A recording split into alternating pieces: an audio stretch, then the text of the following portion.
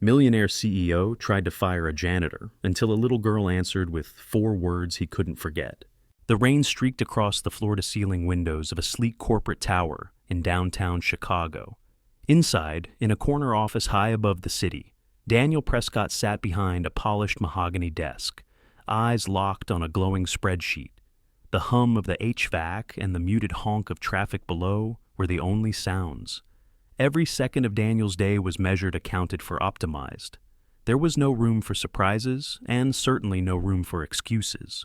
He was a man whose suits cost more than some people's rent, whose shoes were always shined to a mirror finish, and whose decisions could make or break careers with the tap of a pen. The company he'd built ran like a precision clock, and Daniel was the keeper of its rhythm. But this Tuesday morning, something, or rather, someone, was offbeat. His assistant Mark lingered in the doorway, shifting from one foot to the other. Daniel didn't look up right away. When he finally did, his gaze was sharp. "Something wrong?" he asked. Mark cleared his throat. "It's about the janitorial staff, sir. The night cleaner assigned to your floor hasn't shown up for the past 2 nights. Daniel's jaw flexed. "Name: Maria Thompson. She's been here for 3 years. This is unusual." Daniel set his pen down with a quiet click. 2 nights without notice. "Yes, sir. No call, no message. We thought she might show up last night, but she didn't." "Against protocol," Daniel said flatly. "Terminate her contract." Mark hesitated. "Do you want to speak with her first, HR, usually?" Daniel cut him off. "I don't need to talk to someone who can't follow basic rules." His tone was ice. But as he turned back toward the spreadsheet, something small but insistent tugged at the edge of his thoughts. 2 days gone, no word. Maria had never missed a shift before. He tapped a finger against the desk, then extended his hand. "Give me her number." Mark blinked. "You want to call her?" "I want to hear the excuse for myself." Daniel said the words crisp final. "Then I'll fire her." Mark scribbled the number on a yellow sticky note and placed it on the desk before slipping out of the room. Daniel leaned back, staring at the digits as though they were some kind of puzzle. He picked up his phone, each button, pressed deliberate, each ring in his ear, pulling him closer to what he expected would be a curt, uncomfortable exchange. 1 ring, 2, 3, 4. A click. "Hello?" It wasn't the voice of a middle-aged woman. It was small, fragile, a child's voice. Daniel straightened. Is Maria Thompson there?" A pause followed by a soft, almost whispering reply. "She can't talk right now. She's really sick." The tone, so careful and so worried, cut through his composure. "Who am I speaking to?" "I'm Lily," the girl said. "I'm 7. Are you Mommy's boss?" Daniel felt a strange pressure in his chest. "Yes. I am." "She's been sick since Friday night," Lily said. "She doesn't work weekends, but she tried to go in yesterday. She couldn't even stand up." Her voice cracked a little, but she kept going. "She told me she was scared her boss would be mad." Daniel stared at the rain running down the glass, his grip on the phone tightening. This wasn't the conversation he'd prepared for. This wasn't business. This was something else. Something raw. "Is she going to be in trouble?" Lily asked, the words trembling. Daniel opened his mouth to answer, but before he could, the girl said something that froze him in place. "I can come clean the office if you need. I'm small, but I'm fast." For the first time in years, Daniel Prescott didn't have an immediate response. His throat tightened. His mind, so used to numbers and performance charts, suddenly felt miles away from all of that. This was no longer about a missing employee. This was about a little girl standing guard over her sick mother, trying to carry more than her small shoulders were ever meant to bear. And he realized something in him was about to change. Daniel stayed seated at his desk, the quiet hum of the office now feeling oddly oppressive. He leaned forward, elbows on the desk phone, pressed tighter to his ear. "Lily, where's your mom right now?" His voice had lost its edge, the sharpness dulled by something he hadn't felt in years. "She's sleeping," Lily replied softly. "I made her soup, but she only drank a little. She fell in the bathroom last night. I helped her back to bed." Daniel's eyes flickered to the city skyline beyond his office. The rain streaks on the glass seemed heavier now. "How old are you?" he asked. "I'm 7. 7. Alone in an apartment with a mother too sick to stand." The thought landed like a punch to his chest. Is there someone else there with you? Family, neighbors? No, it's just us. There was a pause, then her voice dropped to barely a whisper. We need the money. Those 4 words rang in his ears like a bell that wouldn't stop echoing. We need the money. He could almost see the small figure on the other end of the line, clutching the phone with one hand and a blanket with the other. Daniel's mind flickered back to his own childhood, memories he had long buried under years of suits and deals. He remembered the small apartment, the nights when dinner was just toast, the way his mother never let him see her cry, even when he could hear her muffled sobs through the thin walls. He had worked so hard to escape that life that he had almost erased it from his mind. Almost. But Lily's voice had pulled it all back in vivid color. Lily, what's wrong with your mom? Do you know? I don't know. She said maybe it's the flu, but she couldn't walk yesterday.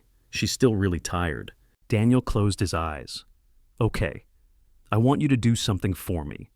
I need your address. I'm coming over to check on her. Silence. Then the small, uncertain voice. Are you going to yell? His heart twisted. No, I'm not going to yell. I promise. A faint sigh came through the receiver. Okay, I'll wait by the door. Daniel hung up, grabbed his coat, and left his office without a word to Mark or anyone else.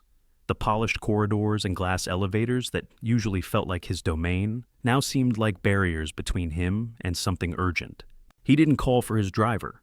Instead, he headed straight to the underground garage and slid into his own car. A silver sedan he hadn't driven in months. As he steered through the wet streets of Chicago, the rain turning the asphalt slick and gleaming, he replayed Lily's voice in his mind. She hadn't sounded like a child who was frightened for herself. She was frightened for her mother. That more than anything had jolted him. Traffic lights reflected red and green across his windshield, each stoplight stretching the minutes too long. By the time he reached the neighborhood, Lily had described the city skyline had faded behind him into older brick buildings and narrow streets. He parked under a flickering street lamp outside a weathered apartment complex with peeling paint. A hand-painted heart was taped to one of the dimly lit windows above. Daniel climbed the narrow staircase, the smell of mildew and faint cooking oil hanging in the air. Faded numbers marked each door. He found the one he was looking for, to be, and paused. He knocked gently. The door opened a crack. A small face peered out, dark hair curling against her cheeks, big brown eyes that looked far older than 7 years should. You came? Lily said quietly, as though she hadn't fully expected anyone to show up. I told you I would. She stepped back, opening the door wider. Daniel entered the small, dim apartment. The living room was worn but tidy. A blanket was neatly folded on the couch, and a kettle sat on the stove. In the corner on a thin mattress lay Maria Thompson. Her skin was pale, her breathing shallow, one arm curled protectively over her stomach. She looked like she hadn't had the strength to stand in days. Daniel took one look and knew this wasn't about a job anymore. Daniel stood just inside the doorway, his gaze fixed on the frail figure lying on the mattress. The air in the small apartment was warmer than the hallway, but it carried the faint scent of sickness, stale soup, damp blankets, and something metallic he couldn't place. Lily moved quietly across the room, kneeling beside her mother. "Mommy," she whispered, touching Maria's arm. "He's here." Maria stirred, her eyelids fluttering open. When she saw Daniel, confusion crossed her face, followed quickly by alarm. She tried to sit up, but the movement sent a visible shiver of pain through her body. I'm sorry, Mr. Prescott," she croaked, her voice thin and scratchy. "I didn't mean to." "Don't," Daniel said, quickly holding up a hand. "Don't apologize." Her brow furrowed. "I just didn't want to lose the job. It's the only steady thing we have." Daniel didn't answer right away. For a man used to firing people without a second thought, the words felt heavier than they should have. His eyes flicked toward Lily, who was standing protectively beside her mother, one hand on the blanket, like she might somehow keep her safe just by holding it. "You should lie back," Daniel said gently, pulling the one kitchen chair over to the mattress. The wooden legs scraped against the worn floor as he sat down, feeling strangely out of place in his tailored coat among the peeling paint and faded carpet. He looked at Lily. "Have you eaten today?" She hesitated. "I had cereal this morning, but we're almost out of milk. Is it okay if I check your kitchen?" Lily glanced at her mom, who gave a faint nod. Daniel stepped into the kitchenette. a cramped corner with a humming fridge, a single burner, and a cabinet missing a handle.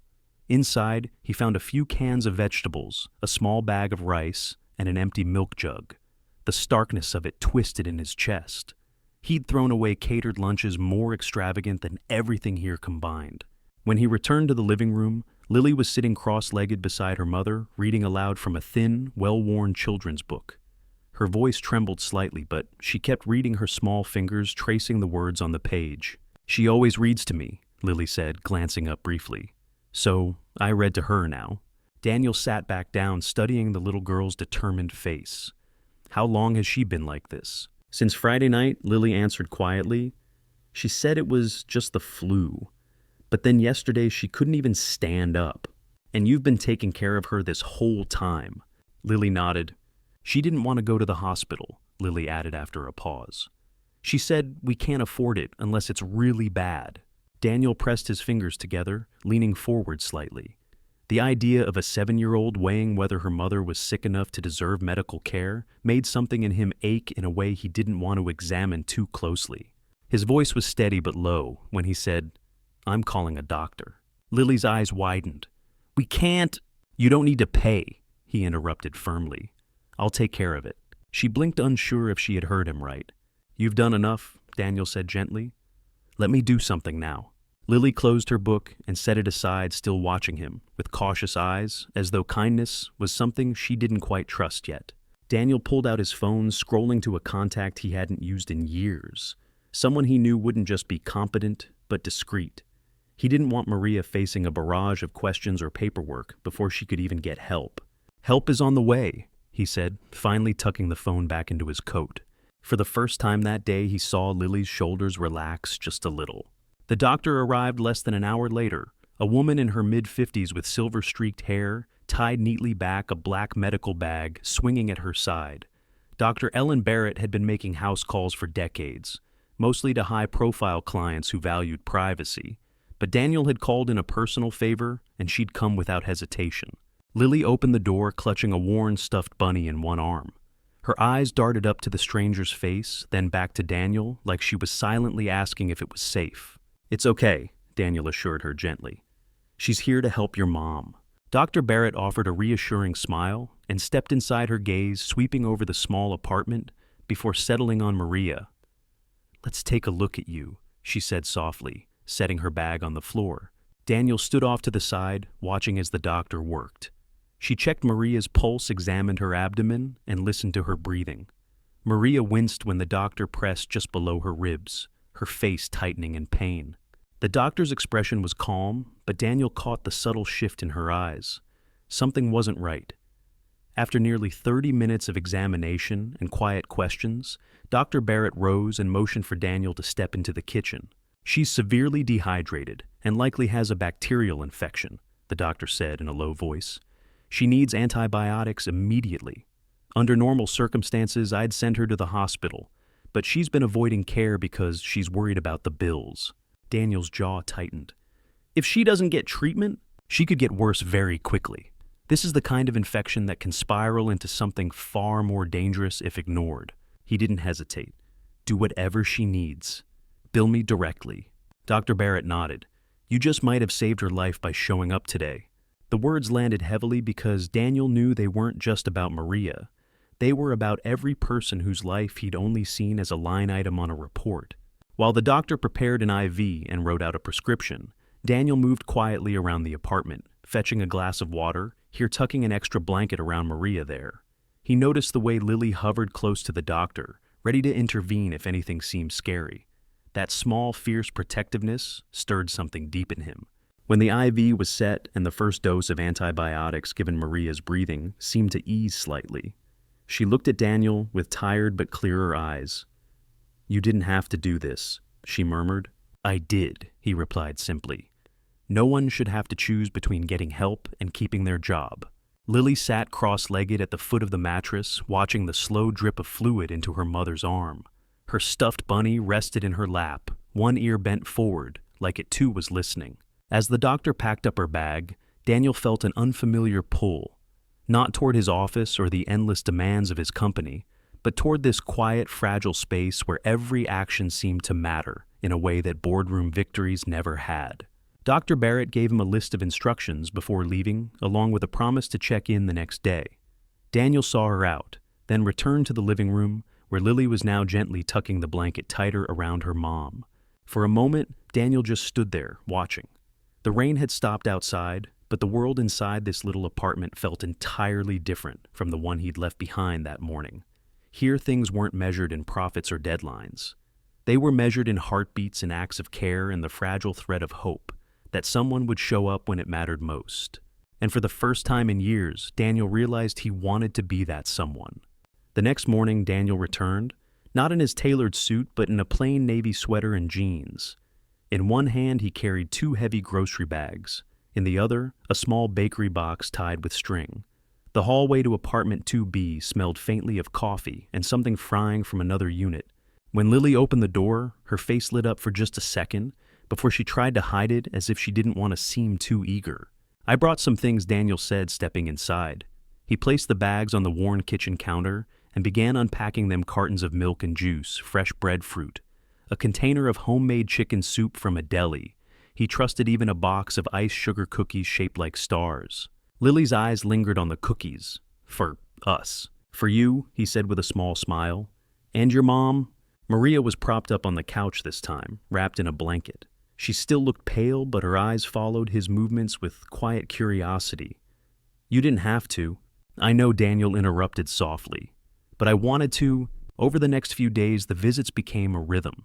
Daniel would stop by in the morning before heading to the office or in the evening after work. Sometimes he brought groceries, other times books or small craft kits for Lily. On Thursday, Maria managed to take a few steps from the couch to the kitchenette, her face brightening with each small milestone. Lily began to meet him at the door with something new to show. Drawings she'd made: a short story. She'd written a question about her spelling homework. Daniel found himself kneeling beside her, more often pencil in hand, helping her sound out words or figure out tricky math problems. He laughed more in those moments than he had in years. One rainy Friday evening, he arrived to find Lily building a pillow mountain on the living room floor. She invited him to join, and after a hesitant glance at Maria, he did, kicking off his shoes and stacking cushions into a lopsided fortress. Maria watched from the couch, her expression a mixture of disbelief and something softer, warmer. "You know," she said quietly later, while Daniel folded an extra blanket, "you've changed." He looked up. "How so?" "You used to be the kind of boss people feared. I never thought you'd care if I disappeared." Daniel paused, considering her words. "Neither did I," he admitted. She tilted her head. "So why us? Why now?" He glanced over at Lily, who was humming to herself while coloring at the coffee table. "Because that little girl picked up the phone and reminded me I still have a heart." Maria smiled faintly, her eyes glistening. "You do? And it's a good one." The rest of the evening passed in quiet companionship. The kind of easy silence that didn't need filling. Daniel realized he wasn't checking his watch, wasn't thinking about the emails piling up. Here, time moved differently, and for once he didn't mind. When he left that night, Lily followed him to the door, pressing a small folded paper into his hand. "It's a thank you," she said shyly. In the hallway, Daniel unfolded it. Inside was a crayon drawing 3 stick figures holding hands under a bright yellow sun. Above them, in big uneven letters, were the words, "Our family." Saturday morning brought an unexpected kind of brightness. The clouds had finally broken and sunlight spilled in through the narrow living room windows of apartment 2B. Daniel knocked, and this time, Lily swung the door open so fast he barely had time to greet her. "Mom's sitting up," she announced, her voice bubbling with pride. Maria was indeed perched on the couch, her blanket folded neatly beside her. She still looked tired, but there was color in her cheeks and a steadiness in her posture that hadn't been there before. "Good to see you, Vertical," Daniel said with a half smile as he set down a paper bag from the corner cafe. Maria gave a quiet laugh. "Good to be vertical." She eyed him for a moment, then added, "You've been here almost every day this week. I'm not sure I understand why." Daniel shrugged lightly, slipping the bag open and handing Lily a warm blueberry muffin. "Because I wanted to help." Maria tilted her head. "Help is one thing. This is more than that. You've changed." Daniel leaned against the back of the couch, the words hanging in the air. You think so? I know, so, she said softly. When I started working at the building, everyone told me you were the kind of boss who scared people into working harder. You never made small talk. You never asked about our lives. I honestly believed if I disappeared tomorrow, you wouldn't even notice. Daniel exhaled slowly. I believed that too, until last Tuesday. What happened Tuesday? He glanced toward Lily, who was nibbling her muffin while flipping through a coloring book. A little girl picked up the phone and reminded me I still have a heart. Maria's lips parted slightly at the words, and for a moment she didn't reply. Then she said, You do, Daniel, and it's a good one. Maybe it was there all along. You just forgot where you put it. The quiet that followed wasn't awkward. It was warm, like sunlight settling into the room. Daniel sat in the armchair across from her, resting his elbows on his knees. I don't want this to be temporary. What we've started here, I want to keep being part of it. Maria's eyes searched his face. Are you sure? For the first time in my life, I am, he said, without hesitation. Lily looked up from her coloring book, her brow furrowed. Does that mean you're like our family now? Daniel's throat tightened. He crossed the room, knelt beside her, and smiled. If you'll have me, she grinned wide and unguarded before wrapping her small arms around his neck. The hug was fierce in a way only a child's could be, pure, immediate, without condition. Maria turned her face slightly, but Daniel could see the shimmer in her eyes. This time, she didn't hide the tears. They spent the rest of the afternoon in an easy rhythm, Maria and Daniel sharing coffee at the table, while Lily read them her latest story about a princess who fixed broken things with kindness instead of magic. And somewhere in that small living room, amid the scent of muffins and the sound of Lily's voice, Daniel felt something click into place. It wasn't the satisfaction of closing a deal or hitting a target. It was the feeling of belonging. That night after leaving apartment 2B, Daniel didn't immediately head back to his high-rise condo. Instead, he parked on the opposite side of the street, the engine off, watching the warm glow spilling from their living room window. Through the thin curtains, he could make out Lily's small silhouette darting across the room, and Maria's slower movements as she gathered blankets for the night. The city around him pulsed with its usual rhythm. Cars sliding by, street lamps buzzing faintly, but his focus stayed locked on that single window. He thought of all the rooms he'd been in over the years, boardrooms lined with polished wood, private lounges with panoramic views, gala halls filled with glittering glasses and calculated conversations. None of them had felt like this. Seen, connected, whole. In the quiet of his car, Daniel realized something he'd never dared admit: the titles, the wealth, the power. They had been armor, not fulfillment. And somewhere in the past week, that armor had started to crack. He thought of Lily's voice on the phone, tiny but determined. We need the money. 4 words that had shifted the axis of his life. He thought of Maria's steady gaze when she told him he'd changed. And he thought of the drawing now, tucked safely in his coat pocket, 3 figures holding hands under a yellow sun, with the words, Our Family, written in uneven crayon letters. Daniel made a quiet vow right there in the shadow of the flickering street lamp. This wasn't going to be one of those moments that fades into a good memory and nothing more. He would show up. For birthdays, for doctor's appointments, for homework help and rainy day pillow forts, for grocery runs and leaky faucets and quiet evenings where nothing remarkable happened, except that they were together. Not as a benefactor, not as a boss, but as part of something he hadn't even realized he'd been missing: a family. As the night deepened and the apartment's light finally dimmed, Daniel started his car. The decision was already made. He wasn't just going to return. He was going to stay. In the weeks that followed, Daniel's life began to take on a new shape, one that didn't revolve solely around profit margins and quarterly goals. His mornings were sometimes slower now, starting with coffee at Maria's kitchen table, while Lily chattered about her latest school project.